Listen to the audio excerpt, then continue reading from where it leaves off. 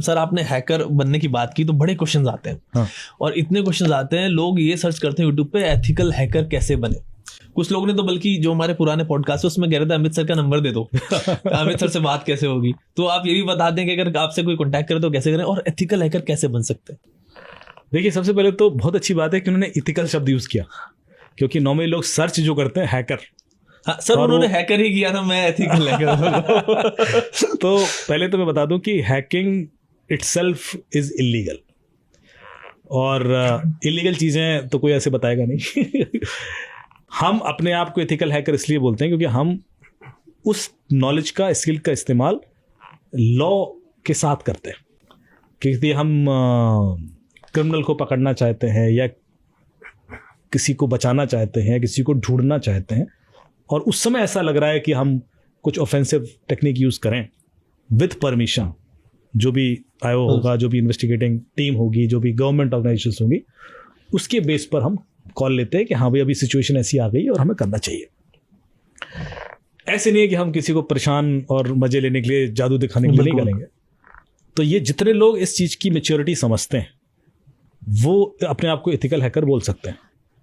कई लोग ऐसे मैंने देखे हैं जो अपने आप को एथिकल हैकर बोलते हैं और छोटे मोटे पैसे के लालच में शायद कर भी देते होंगे, वो फिर उस कैटेगरी में नहीं आते और वो एक्चुअली क्राइम कर रहे हैं, आज नहीं तो कल पकड़े जाएंगे और परेशान भी होंगे। तो मेरे ख्याल से जो भी ये लोग सीखना चाहते हैं उनको ये क्लैरिटी रखनी पड़ेगी, पहले क्लैरिटी होनी चाहिए कि कोई भी पावर विद रिस्पॉन्सिबिलिटी ही आएगी।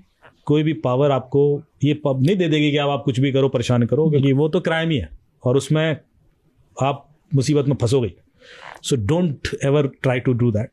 यदि मैंने आपको बोल भी दिया कि चलो ओटीपी चुराने के 4 तरीके और आप कर रहे हो एग्जैक्टली, तो मैं पकड़ लूंगा, लेकिन मैं आपको इसी कॉन्फिडेंस के साथ मैं बता रहा हूँ कि मुझे पता है कि पकड़ना कैसे है तो ये मत भूलना कि मुझे पता नहीं है।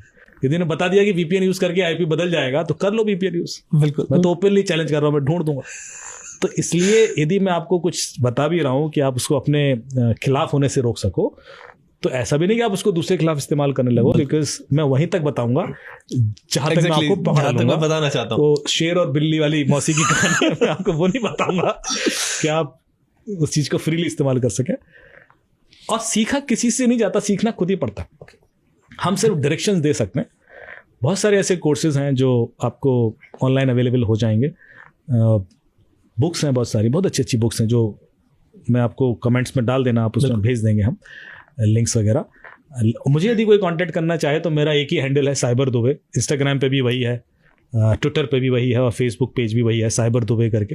तो आप उसके थ्रू मुझ पर कॉन्टेक्ट कर सकते हैं।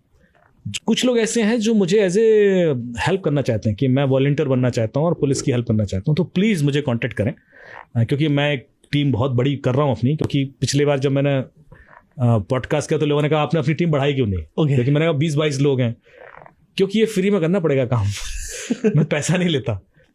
जो मिलेगा आपको मिलेगा अप्रिसिएशन, बिल्कुल, पुलिस के अवार्ड और रिकग्निशन, कि आप आईजी साहब, एडीजी साहब के संग बात कर सकते हो अपनी, और उस नेटवर्क से आपको हेल्प मिलेगी।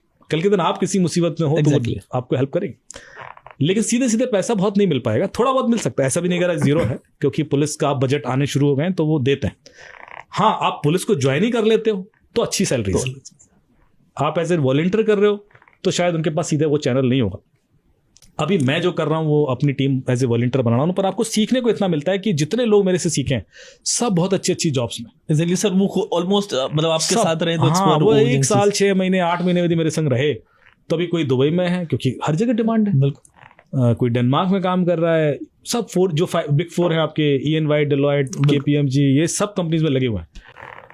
तो इसलिए अपॉर्चुनिटी तो है। मतलब आप वॉलंटरी भी करेंगे और आपने सर्टिफिकेट ले लिया है पुलिस से कि आपने ये 10 केस इन्वेस्टिगेट किए थे फाइनेंशियल फ्रॉड के, ये वाले, वो बहुत सफिशिएंट है आपको एक बहुत अच्छी सैलरी पे ले जाने की। मतलब आपको 15-20 लाख की सैलरी बड़े आराम से कोई दे देगा।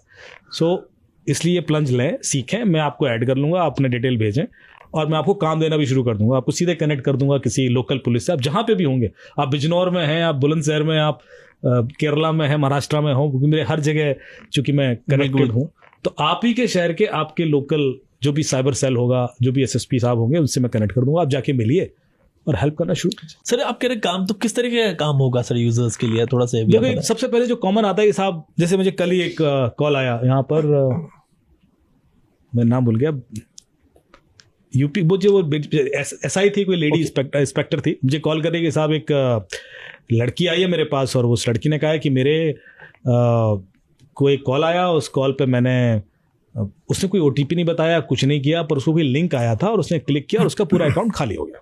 उसने सिर्फ इतना बताया।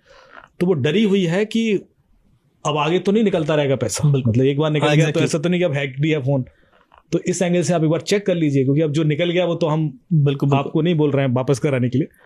अभी छोटी सी प्रॉब्लम है, किसी के संग भी हो सकती है कि आपके संग हो गया इंसिडेंट, अब ज्यादा आप ये डर होता है कि मेरा फोन को स्कैन करके क्लियर कर दे कि यार अभी ऐसा तो नहीं कि अब फिर सारे ओटीपी पड़ता रहेगा। इतनी सी बात के लिए भी आप हेल्प कर सकते हो। आप जाओगे, मैं आपको एक चेकलिस्ट दे देता हूँ, ये टेस्ट कर लेना और ये स्कैन से स्कैनर कर लेना, and then you are sure कि चलो ऐसा तो नहीं हो रहा। वो मैं भेजता रहता हूँ ग्रुप्स में कि ये प्लीज फॉलो कीजिए, जो नॉर्मली पुलिस डायरेक्ट नहीं कर पाती क्योंकि वो लोग इतने टेक से भी नहीं होते।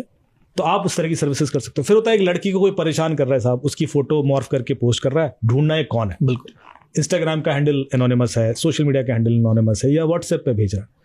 तो कुछ स्टैंडर्ड तरीके हैं मेरे जिससे मैं ढूंढ लेता हूँ, वो मैं उसी ग्रुप में बताऊंगा। तो बताता हूँ साहब ये ट्राई कर ले, और वो हमें आईपी एड्रेस है उसका डिटेल मिल जाता है, और हम पुलिस को दे देते हैं कि साहब ये है, अब आप आगे जो एक्शन लेना है ले लो। 99% केसेस में तो पुलिस सिर्फ फोन कर देती है और मामला सॉल्व हो जाता है। क्योंकि होता तो कोई कॉलेज स्कूल का ही बंदा होता है, लेकिन उसमें हेल्प आप कर पाते हो। तीसरी चीज होती है कि कोई ऐसा क्राइम है जिसमें इन्वेस्टिगेशन लार्ज स्केल पे होना है, जैसे कि बहुत ज्यादा डेटा आ गया है, अब उसमें हमें डेटा एनालिसिस करके कुछ निकालना है, कि जैसे आईपीडीआर एनालिसिस है या कॉल डेटा रिकॉर्ड एनालिसिस है, तो वो भी मैं सिखाता हूँ। और उसमें क्या होता है कि हमें सिर्फ पैटर्न निकालने हैं कि इस व्यक्ति ने इस हफ्ते में कितने व्हाट्सएप कॉल लगाए और किस टाइम पे लगाए, रात में लगाया, दिन में लगाया, कितने ड्यूरेशन का कॉल था। तो ये डेटा निकाल के जब आप पुलिस को देते हो तो पुलिस के लिए आगे क्रिमिनल तक पहुंचना आसान हो जाता है। तो सर इससे जो रियल टाइम केसेस होते हैं वो सॉल्व हो जाते हैं उनकी हेल्प से? हाँ बिल्कुल बिल्कुल। देखिए आप, पुलिस बहुत तेज होती है और बहुत स्मार्ट होती है। पुलिस से हम हमेशा सीख रहे होते हैं, हम लोग जो दे रहे होते हैं उसको वो किस तरीके से यूज करते हैं, ये आपको, आप उनको इतनी सी बात बता दो वो क्रिमिनल। सर हमें तो लगता है यार वो कंप्लेन भी फाइल नहीं कर रहे, कुछ नहीं कर रहे, लेकिन नहीं, वही मैं कह रहा हूँ, कंप्लेन फाइल इसलिए नहीं करते क्योंकि उसके दो रीजन है। एक तो ओवरलोड ऑफ कंप्लेन। आप यदि दो चीजें होती है, कंप्लेन और एफआईआर। यदि आपने एफआईआर फाइल कर दी तो ये पुलिस की रिस्पॉन्सिबिलिटी हो जाती है, क्योंकि कोर्ट तक पहुंचाना केस को और उसको कंक्लूड करना। यदि सिर्फ कंप्लेन होगी तो एक बार को इग्नोरेंट फिर भी हो जाए, लेकिन यदि एफआईआर हो गई तो उसकी रिस्पॉन्सिबिलिटी होगी। तो इसलिए वो कन्वर्जन तभी करेंगे जब उनको कॉन्फिडेंस होगा कि हाँ इसमें कुछ मामला है, मैं हेल्प कर सकता हूँ, सॉल्व कर सकता हूँ। यदि ये कुछ ऐसा मामला है इसमें मैं कुछ कंक्लूड कर ही नहीं पाऊंगा तो वो कई बार अवॉइड करते हैं, बिकॉज इतनी कंप्लेन पड़ी हुई है। एक रीजन है, प्रैक्टिकल रीजन मैं आपको बता रहा हूँ। पर कंप्लेन तो आप कर सकते हो, कंप्लेन तो आपका हक है। कंप्लेन आप ऑनलाइन भी कर सकते हो, www.cybercrime.gov.in पर जाएं, करिए, वो आपके लोकल थाने को रिपोर्ट कर देगा। आपको एक SMS आएगा जिसमें आप मोबाइल नंबर भी होगा उस आयोग का जिसको एक केस दिया गया है। हाँ ये बात हो रही है कि उस आयोग के पास 5000 केस पड़े होंगे। ओके, हाँ बिल्कुल। जब आप हर आदमी उस तक जाएगा भी नहीं, आप जाओगे तो शायद आपके केस को थोड़ा बहुत वो प्रोसेस करना शुरू भी कर दे, पर ही इज ओवरवेल्म्ड। ऑलरेडी इतने केसेस हैं कि वो क्या करे। ये प्रैक्टिकल है, और ये मैं गवर्नमेंट को भी बोल रहा हूँ कि इसमें बहुत कुछ करने की जरूरत है। कैसे उम्मीद करते हो आपकी 5000 या 200 केसेस भी यदि किसी के पास हैं, एक एक व्यक्ति के पास, तो वो कैसे सॉल्व करेगा? तो उस केस में डेटा एनालिसिस बहुत हेल्प करता है, पैटर्न निकालना कि साहब ये 400 केसेस आए थे, इसमें जो कंप्लेंट आई है ना उसमें जो क्रिमिनल का नंबर है ये है, ऑपरेटर्स उनके ये हैं, लोकेशंस उनके ये हैं। अब एक बंदा आया टेक्निकल, उसने कहा सर मैं एक पैटर्न बना के देता हूं आपको, ये केस यहां से हो रहा है सारे, ठीक है। अब बाकी पुलिस बहुत स्मार्ट है, वो रेकी करके ह्यूमन इंटेल निकाल के उनके विटनेसेस, मतलब जो बंदे होते हैं वहां से सब निकाल के वो पकड़ ही लाएंगे उसको। पर इतना तो बताना पड़ेगा ना, उसके लिए टेक्नोलॉजी बहुत हेल्प करती है।